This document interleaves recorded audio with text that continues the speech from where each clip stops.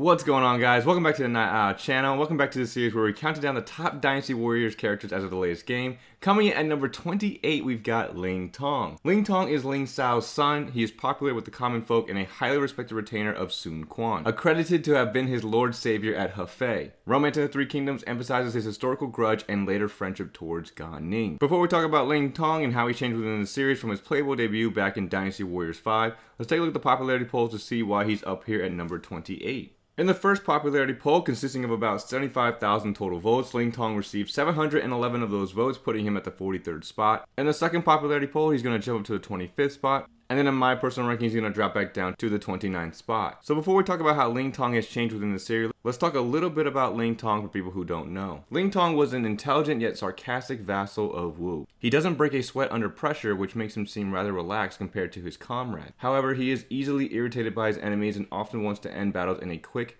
and efficient manner. He's willing to follow any orders, even if it means collaborating with Gan Ning. So looking through Ling Tong's historical records and what he did in history, he was actually a pretty commendable officer underneath Sun Quan. He had a lot of accolades and he performed quite admirably for Sun Quan, becoming one of his most valued generals. He was an extremely humble person even after achieving his fame and glory through his accolades and achievements in battle. When he returned home and was greeted by the common folk, he still treated them with the utmost respect. Ling Tong participated in many battles during his time under Sun Quan, and throughout his military career, he had quite a bit of impressive feats, I would say personally, just from reading about Ling Tong. Very smart individual, very composed, and was able to really be relied on by Sun Quan and the other generals to carry out the will or carry out the orders or whatever they need. I mean, he was so reliable at one point during the Battle of Jing Province. Lu Meng had so much faith in Ling Tong to defend their position while, you know, him and Zhou Yu and other generals would go help Gan Ning. He held them off for 10 days by himself under a numerical disadvantage and ended up triumphing against the odds by holding his ground firmly while his comrades were away. 10 days. It's insane. Ling Tong in history has some crazy accolades. We'll talk more about the battles themselves towards the latter part of the video. He has some really cool accolades for the Wu Kingdom, like I've already mentioned, and it was just really cool to see how well versed Ling Tong was, not just as a military general, but as even a scholar, and then of course his personality and history of, you know, how he treated common folk even though he was in a higher position of power. Yeah, so with a lot of his information being around his battles, we're going to go ahead and jump right into how Ling Tong has changed within the series, and then we'll talk more about the significance that he had in these battles in the later part of the video. So with that being said, let's go ahead and start off with his appearance, weapon style, and voice acting. So starting off with his appearance, Ling Tong's appearance within the Dynasty Warrior series is pretty good. I can't particularly complain about it. It is a little bit different from like the earlier game, like Dynasty Warriors 5, to the more modern games, but I would say it relatively looks okay for Ling Tong. I can't really complain about the way he looks. Again, he was a little higher for me on my popularity poll. I would say it's mainly for his weapon style, but his appearance never deterred me from playing him. I always enjoyed the way he looked. But jumping right into his weapon style, he has mainly the nunchucks. So in Dynasty Warriors 5, 7, and 9, Ling Tong will receive the nunchucks. The nunchucks were a pretty fun style to play because of how fast they were. In the earlier games, I think they did a little bit more damage. Dynasty Warriors 9, the nunchucks were pretty cool, had fun with them. Dynasty Warriors 7 was okay. And then in Dynasty Warriors 6 and 8, he has two different weapons. In Dynasty Warriors 6, he gets the G, which is basically a pike. And, you know, unfortunately, the cloning back then, so he had a cloned weapon, which I didn't really mind. It was probably one of my more favorited cloned weapons. Pretty fun to use. Didn't really complain about it too much. The pike was fine. And then Dynasty Warriors 8, he gets the 3-section staff. So the 3-section staff was actually pretty fun to play as. I actually enjoyed the moveset, and it was pretty enjoyable to play through. I enjoyed playing with the 3-section staff, and I'm glad that they kept a little bit of that moveset in the nunchuck style in Dynasty Warriors 9, which is why I really enjoyed it in Dynasty Warriors 9. I like the athleticism that they have incorporated with Ling Tong. Ling Tong has a lot of athletic moves within the game. A lot of characters do, but it's really evident with Ling Tong. They really emphasize his athleticism with the nunchucks, comboing, you know, kicks and tornado kicks and just really cool stuff you see with the nunchucks. You know, the flying side kick, all that stuff. I think that's really cool. I enjoyed the athleticism that Ling Tong's moveset provided with his weapon style, but probably the biggest draw for me for the character. I've always liked the nunchucks. I liked how fast they were, and I like that you can consistently put pressure on the person you're fighting because of how quick the nunchucks were. So can't complain about his weapons too much, even though he did change completely in Dynasty Warriors 6 to the G. I still liked it, but the nunchucks were really fun, and the 3-section staff moveset, Dynasty Warriors 8 and 9, that moveset, super fun to play as. I really enjoyed using Ling Tong. Now moving on to his voice acting. His voice acting in the games is pretty good. I can't really complain too much about it. I think it fits Ling Tong just fine. Dynasty Warriors 5, it was great for him being introduced into the series. I didn't really think it was too like off or anything. It was just fine. I mean, he was a brand new character in that game. It sounded just good for him. They're attacking Wei at Shu's request? Why must we help them? Dynasty Warriors 6 through 8 was probably his best voice acting. This guy here really kills me. He just joined us and he thinks he's the boss. It was just his voice actor for so long. It fit him as a character. He was able to really play on the sarcastic nature of Ling Tong. Really? Do you ever just stop and listen to yourself? And it just fit him really well. And then in Dynasty Warriors 9, it's not too crazy or it's nothing too like bad. It's just fine. I think his voice acting was just fine in all the games. The God of War. We'll have to see if he actually lives up to his name. But my favorite's probably going to be in Dynasty Warriors 6 through Dynasty Warriors 8. Just a quick fun fact about the guy who voiced him in Dynasty Warriors 6 through Dynasty Warriors 8. He's the same guy that voices Jiraiya from the series Naruto, so it's pretty cool to see that. I can't complain about his voice acting. I think it's just fine. Now moving on to the beefiest part of the video for Ling Tong. We've got his significant battles, his relationships, and his death. We're going to start off with his death, okay? So I don't think the games really go over his death. They might mention his death in Dynasty Warriors 9. I don't remember. I don't think any of the other games really go over it. But according to history, he basically passed away from illness. Died at a pretty young age. He was only 28 years old when he passed away. Sun Quan was so filled with grief that he had somebody write a eulogy for Ling Tong, so it's pretty cool to see. Again, that impact that Ling Tong had was pretty significant. I would say he was a pretty impressive general. I mean, he had some pretty impressive feats. Moving on to significant battles, Ling Tong within the game had a bunch of significant battles. I would say the most significant one is going to be the Battle of Jiaku, Battle of Jing Province, and the Battle of like Hefei / Rushiku. Alright, so let's start off with the Battle of Jiaku. The Battle of Jiaku is a very important battle for Ling Tong because it sets up the relationship with Gan Ning, and it sets up kind of the story for Ling Tong. I mean, that's like the origin story for Ling Tong. So the Battle of Jiaku was the battle between Sun Quan and Huang Zu. And Huang Zu's subordinate at the time, Gan Ning, is responsible for killing Ling Tong's father. Ling Xiao ends up going too far ahead. He gets stranded or he's alone for a minute. Gan Ning ends up slaying him. And eventually, after they defeat Huang Zu, Sun Quan would recruit Gan Ning into his forces. And you can see where the grudge and that relationship between him and Gan Ning would definitely be there because of that, the way he felt about what happened to his dad. One thing I also wanted to mention about the Battle of Jiaku, it's not particular to the Battle of Jiaku, but it has to do with the death of his father, which I guess is the same, it's still around the same topic. There was an officer named Chen Qin who was under the same command, who was under the Wu Kingdom, that Ling Tong actually ended up killing. So what happened was Chen Qin was in charge of ceremonial duties during a banquet, but was abusing his powers and was going against the rules.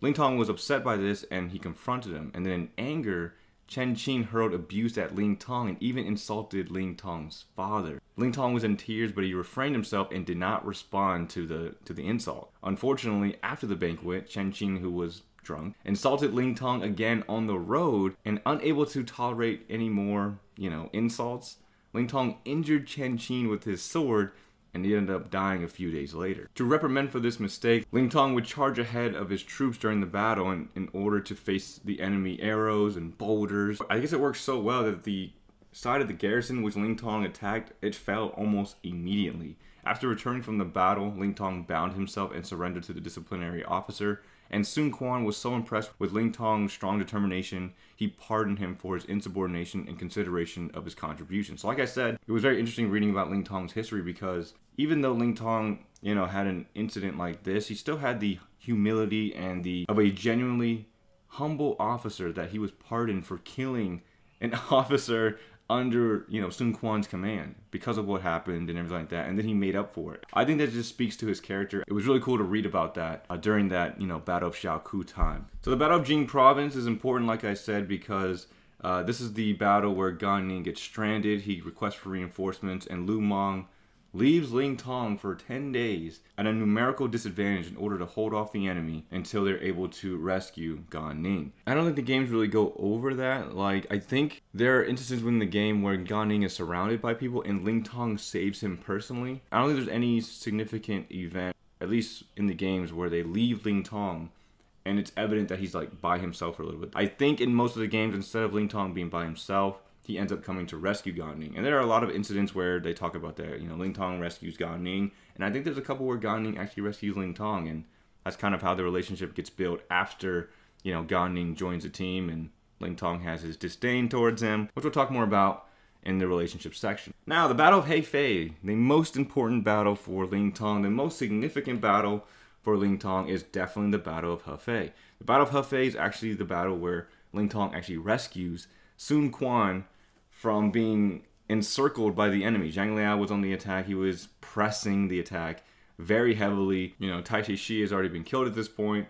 You know, Zhang Liao is pretty much on the verge of killing Sun Quan. I mean, he has him pretty much in the corner. According to history, Ling Tong led 300 men to break into the enemy encirclement to rescue his lord. After Sun Quan managed to escape by making his horse jump across the broken bridge, Ling Tong returned to the battlefield and continued to fight on and slay dozens of enemies. He sustained several wounds all over his body and his men were all killed. He only retreated when he assessed the situation and concluded that Sun Quan was safe. As the bridge has already been destroyed, Ling Tong had to wade through the water with his armor on, and by then Sun Quan had already boarded a ship, and when he was surprised and delighted to see Ling Tong was still alive. Ling Tong was very saddened that all his close aides had died and he could not contain his sorrow. Ling Tong's injuries were very severe, but with the aid of quality medicine, Ling Tong managed to survive. The Battle of Hefei was a very significant battle for Ling Tong. In most of the game, this is where his relationship with Gan Ning becomes extremely solidified and they become pretty much friends. We're just going to go ahead and jump right into his relationships as well. It's just really cool to see within history Ling Tong's humility and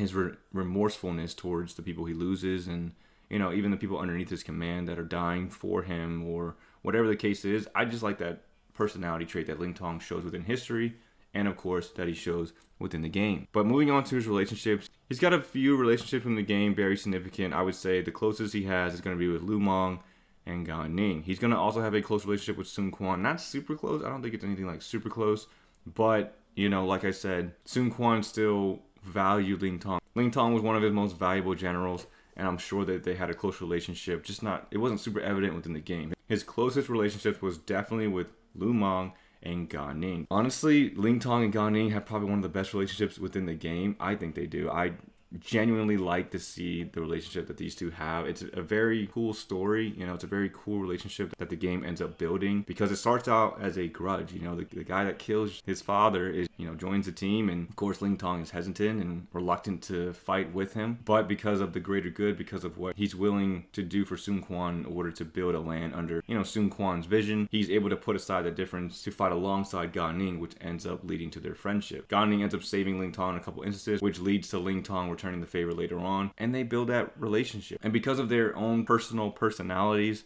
it just really syncs well with each other. You know, Ling Tong's very sarcastic and, you know, almost dismissive to Gan Ning at times, but, you know, with Gan Ning's passion and fighting spirit, even through times when Ling Tong is very reluctant to help him or even like say thank you for receiving help, Gan Ning is not so prideful to the point where he says like, you owe me and stuff. He's just like, we're friends now, you know, we're allies. I do this for my team, you know, for my allies, you know. It just really shows that camaraderie between both of them together and individually. I think they're both really good characters, and I think they fit well with each other.